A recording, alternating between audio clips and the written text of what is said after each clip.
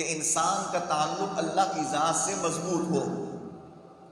اللہ تبارک و تعالیٰ کی ذات سے تعلق مضبوط ہونے کا نسخہ کیا بتایا ہے؟ وہ فرمائے کہ وہ اللہ تبارک و تعالیٰ کی یاد ہے، اس کا ذکر کرنا ہے، اس کو یاد کرنا ہے۔ یہی دھیان انسان کے ہر وقت انسان کے دل و دماغ میں پیوست ہو تو اس انسان کا تعلق اللہ کی ذات سے مضبوط ہو جاتا ہے۔ اس پر میں چند مثالیں ذکر کرتا ہوں، اس سے میں سمجھنا آسان ہوگا۔ شیخ الاسلام امام جلال الدین رومی رحمہ اللہ ہے، ان کی کتاب مثنوی شریف، اس سے ایک چند واقعات ذکر کرتا ہوں۔ علامہ رومی رحمہ اللہ نے فرمایا کہ دیکھو ستاروں کو، کہ ستاروں کی روشنی کیسی ہوتی ہے، ڈگمگاتی ہے۔ رات کو وہ اگر وہ اچھے طریقے سے ستارے نکل آئے تو روشنی کافی ہوتی ہے، لیکن یہی ستارے ایک نہیں ہے، کئی افقوں پر مشتمل ہے، جماعتوں پر، کئی وہ گناہ زیادہ ہے، لیکن اس کے مقابلے میں سورج ہے، اس کی روشنی کو بھی دیکھا جائے ایک تنے تنہا ہے، لیکن اس کے اندر قوت ہے، اس کے اندر طاقت ہے۔ جب وہ روشنی اس کی نکلتی ہے سورج کی تو ستاروں کی روشنی مانند پڑ جاتی ہے، وہ بجھ جاتی ہے، اس کی روشنی اس طرح نہیں ہوتی۔ فرمایا ایسے ہی جب انسان کا دل مضبوط ہو، اللہ تبارک و تعالیٰ سے تعلق مضبوط ہو، تو فرمایا اس کے مقابلے میں زیادہ افراد اگرچہ دشمن آئے ساز و سامان سے ہو تو یہ غالب ہوگا، یہ غالب ہوگا۔ اس کی دنیا میں بھی کامیابی ہے، آخرت میں بھی کامیابی ہے۔ فرمایا ایسے ہی مسلمان کا دل جب اللہ تبارک و تعالیٰ کی ذات سے اس کا تعلق مضبوط ہو، اس کے اندر قوت پیدا ہو جائے، فرمایا نہ دنیا کی کوئی بڑی سی بڑی طاقت اس کے سامنے زیر ہوتا ہے، اس کے سامنے وہ غرق نظر آتا ہے، کیونکہ اس کا تعلق اللہ کی ذات سے مضبوط ہے۔ اسی کو تو اللہ کے پیغمبر صلی اللہ علیہ وسلم نے یوں بھی فرمایا، بڑے عجیب انداز میں فرمایا اللہ کے پیغمبر نے، الا ان فی الجسد مضغۃ، الا ان فی الجسد مضغۃ اذا صلحت صلح الجسد كله واذا فسدت فسد الكل فسد الجسد كله الا وهي القلب، الا وهي القلب۔ نبی پاک صلی اللہ علیہ وسلم نے فرمایا انسانی بدن کے اندر جسم کا ایسا لوتھڑا ہے، اگر وہ درست ہو جائے پورا جسم توانا درست رہتا ہے، اگر اس کے اندر بگاڑ آ جائے، اس کے اندر بیماری داخل ہو جائے، اس کے اندر کمزوری پن آ جائے گناہوں کی، فرمایا پورا جسم متاثر کر لیتا ہے۔ الا وہی القلب، فرمایا وہ دل انسان کا ہے، دل ہے وہ، یہی وجہ ہے۔ فرمایا نبی پاک صلی اللہ علیہ وسلم نے دل کو اللہ کے ساتھ مضبوط کرنے کے لیے فرمایا نسخہ اکثیر یہ عطا فرمایا، جو نسخہ آپ کو عطا فرمایا کہ دل مضبوط ہو آپ کا، اللہ کی ذات سے اس کا تعلق مضبوط ہو، اس کے لیے نسخہ بھی بتایا۔ وہ کیا چیز ہے؟ اللہ کے پیغمبر پاک صلی اللہ علیہ وسلم نے فرمایا لا یزال لسانک رطبا من ذکر اللہ، فرمایا آپ کی زبان اللہ کی یاد سے، اللہ کے ذکر سے وہ تر رہے، فرمایا اس سے اللہ پاک کا تعلق مضبوط ہوگا۔ فرمایا یہ چیز ہے۔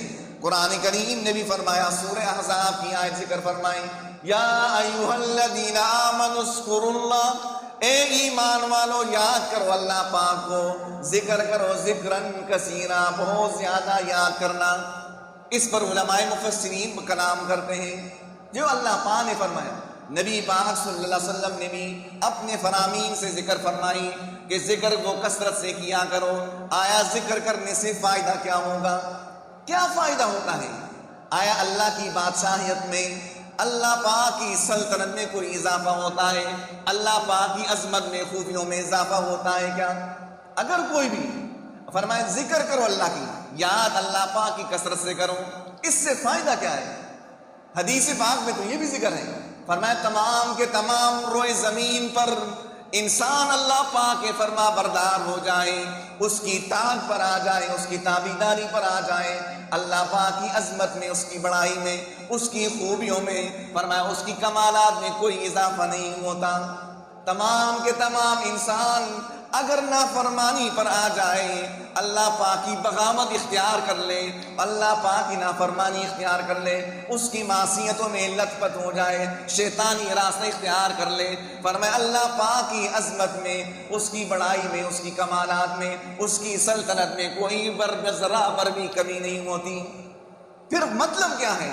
اللہ کے پیغمبر نے بھی فرمایا، اللہ کی ذات نے بھی فرمایا، یا ایھا الذین آمنوا، اے ایمان والو، خطاب خاص ہے، اے ایمان والو یاد کرو اللہ پاک کو کثرت سے یاد کرنا۔ نبی پاک صلی اللہ علیہ وسلم نے بھی فرمایا آپ کا زبان ہر وقت معطر رہے اللہ کی یاد سے۔ پھر اس کا مطلب کیا ہے؟ فائدہ پھر کیا ہے؟ اس کا مفسرین نے جواب دیا، اب ظاہر بات ہے یہ فائدہ کثرت سے ذکر کرنا، اللہ کی عظمت میں بڑائی میں کوئی کمی نہیں آتی اگر نہ کی جائے، اگر کی جائے تب بھی بڑائی میں اضافہ نہیں ہوتا۔ فرمایا فائدہ انسانوں کے لیے ہے، کثرت ذکر کرنے سے، کثرت یاد کرنے سے اللہ پاک کو یاد کرنے سے انسان کا دل مضبوط ہوگا، تعلق اللہ کی ذات سے مضبوط ہوگا۔ جب یہی چیز مضبوط ہوگی تو انسان گناہوں کے قریب نہیں جا سکتا، گناہوں کے قریب نہیں جا سکتا۔ علماء مصطفیہ کرام بھی فرما دیں اللہ کی ذات سے دل کو مضبوط ہونے کے لیے کثرت سے ذکر کرنا ہو، اور دوسری بات ہے کہ ہر وقت چلتے پھرتے انسان اٹھتے بیٹھتے بھی ہر حالت میں اللہ تبارک و تعالیٰ سے مانگنا شروع کر لیں کہ ابھی آپ نماز کے لیے آ رہے ہیں، نماز کے لیے اللہ سے دعا کر دیں کہ اللہ خیریت سے میں مسجد میں پہنچ جاؤں، پھر وہ خیریت سے اے اللہ وہ یہ اپنا عبادت کو سر انجام دیں، پھر واپسی میں جاتے ہیں، یہ دل میں آپ کہہ رہے ہیں، دل میں آپ دعائیں مانگ رہے ہیں یا اللہ خیریت سے گھر تک پہنچ جاؤں، اگر سواری پر آؤں سواری درست ہو کر وہ میرے ساتھ دعائیں، سواری پر درست حالت میں پہنچ جاؤں۔ فرمایا کھانا ہو گئے تیار ہے اللہ، کھانے کی وہ مجھے طلب پیدا ہوئی ہے، کھانا وہ اچھی غذا اللہ پاک آپ عطا فرمائے۔ علماء صوفیہ فرماتے ہیں ہر وقت ہر آن انسان چلتے پھرتے بھی اللہ پاک سے مانگتے رہا کرے، اس مانگنے سے انسان کا تعلق اللہ کی ذات سے مضبوط تر ہوگا۔ جب مضبوط ہوگا تو انسان اللہ پاک کی تابعداری میں، اطاعت میں، اپنا بدن خرچ کرنے میں اس کو کوئی دشواری مشکل پیش نہیں آئے گی، کیوں؟ اس کا تعلق اللہ کی ذات سے مضبوط ہے۔ اسی طرح نافرمانی ہے، دل میں چل رہا ہے گناہ کرنے کا، لیکن اللہ کی ذات سے اس کا تعلق مضبوط ہے، تو وہ کہہ دیتا ہے کہ اسے میں گناہ کروں، اللہ کی ذات تو مجھے دیکھ رہا ہے، اللہ کی ذات وہ دیکھ رہا ہے، اس کے سامنے جواب دہ میں نے ہونا ہے، اس کے سامنے کھڑا ہونا ہے۔ جب مضبوط ہوگا گناہ کے قریب نہیں جائے گا۔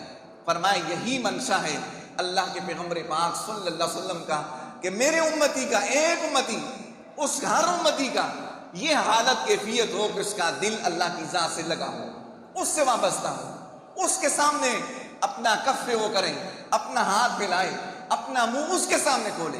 فرمایا اس سے اللہ پاک سے تعلق مضبوط ہوگا۔ اللہ پاک ہمیں بھی یہ چیز نصیب فرمائے۔